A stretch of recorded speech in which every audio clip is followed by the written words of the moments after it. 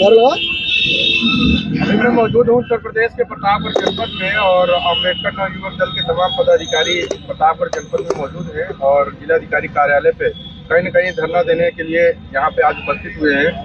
अमित शाह के बयान को लेकर के इनकी कोई प्रतिक्रिया है और नाराज है, पूरा इनका संगठन नाराज है और आज प्रतापगढ़ जनपद में शिरकत किए हैं। तो क्या कुछ जायज मांगे हैं, किन मांगों को लेकर के यहाँ पे उपस्थिति जताए हैं और क्या मांगे हैं? सर क्या कहना चाहेंगे, आज इस तरीके से विरोध जता रहे हैं आप लोग?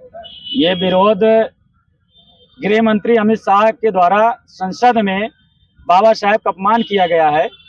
अमित शाह संसद में कहने का काम किए हैं कि जो बाबा साहेब के अनुयायी हैं, जो जय भीम कहते हैं, अम्बेडकर अम्बेडकर कहते हैं, जितना अम्बेडकर अम्बेडकर कहते हैं उतना भगवान का नाम लेते तो 7 जन्म में स्वर्ग पहुंचते।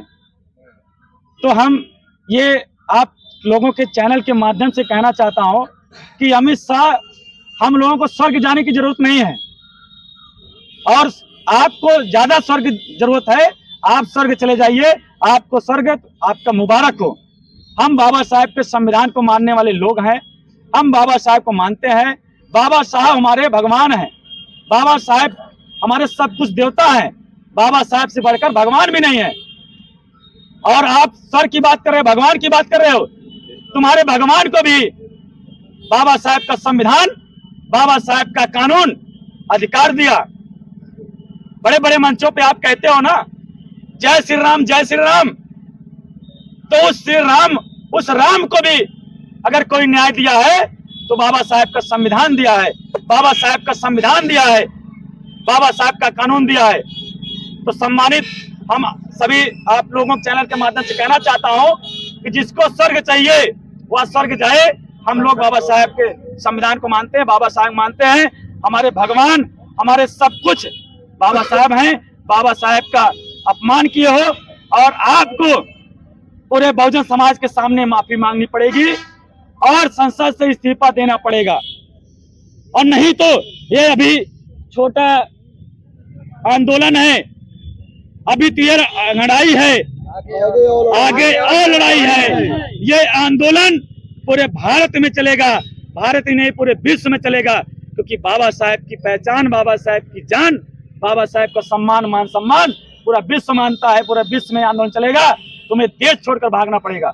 जिस तरीके से बाबा साहेब का कानून, बाबा साहेब का संविधान आपको तड़ी पार कर दिया था,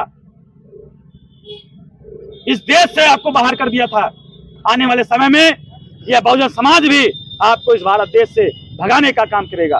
क्या लगता है, लगातार टिप्पणियां की जा रही है बाबा साहब अम्बेडकर के, कभी संविधान को खत्म करने की बात होती है तो कहीं अब काफी पुराना हो चुका है संविधान, उसको बदल देना चाहिए। तो तमाम तरह की प्रतिक्रिया तमाम तरह के राजनीतिक दल देते हैं। क्या लगता है कि इस तरीके से बयानबाजी जो लगातार चल रही है और आज इस तरीके से बयानबाजी हो गई कि अगर अम्बेडकर की जगह अगर भगवान का नाम लेते तो आज मुझे लगता है कि देखिए, बाबा साहब को, बाबा साहब के नाम से इनको जलती है। बाबा साहब जितना जीवित रहे इनको खतरा थे, बाबा साहब मरने के बाद उससे ज्यादा खतरा बन चुके हैं। बाबा साहब के मूर्तियों से इनको खतरा है, बाबा साहब के नाम से खतरा है, बाबा साहब के विचारधारा से खतरा है, क्योंकि बाबा साहब का विचारधारा समता मूलक समाज की स्थापना करना है। इस भारत देश के समस्त नागरिकों को समानता, न्याय, बंधुता से देश चलाने का अधिकार संविधान दिया हैं बाबा साहब। इनको इससे खतरा है।